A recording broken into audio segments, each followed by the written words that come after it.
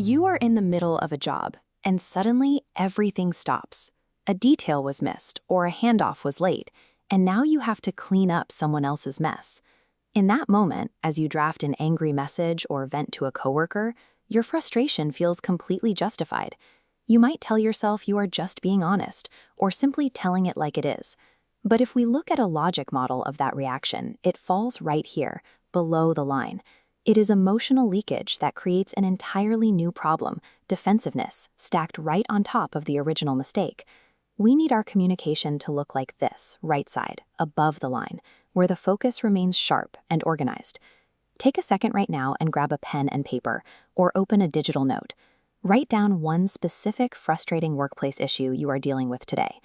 Over the next few minutes, we're going to take that raw frustration you just wrote down and rebuild it into a precise, highly effective response. Look at the sentence you just wrote and check it against internal warning signs. Notice any exaggeration, labeling, sarcasm, or stereotyping. Pay close attention to vocabulary. If you see always, never, lazy, or useless, you've dropped below the line. This kind of language is completely normal. Under pressure, our brain's survival wiring takes over. The ego kicks in to protect our identity, and we look for the fastest way to deflect blame. We reach for these linguistic shortcuts when our bandwidth is low. If you are exhausted, if you feel rushed, or if you feel disrespected, your ability to pause and choose your words carefully drops rapidly. You must catch these emotional cues internally. Once that leakage leaves your mouth, the conversation shifts. You are no longer solving a logistical error. You are battling another person's ego. Let's clean up your draft. Take your pen and physically cross out any names, pronouns, or group identifiers you wrote down.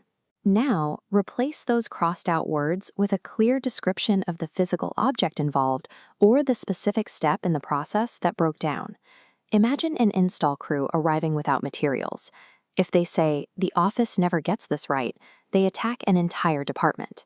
If we pivot away from people and look at the process, we say, "The material handoff was incomplete." The first sentence creates a divided culture of us versus them.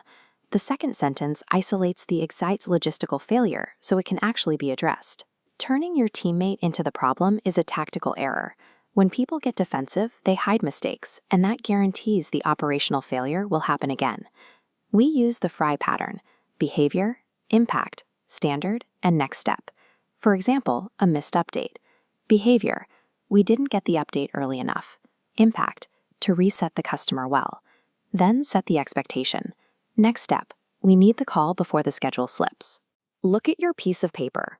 Use this exact 4-part formula to rewrite your initial frustration.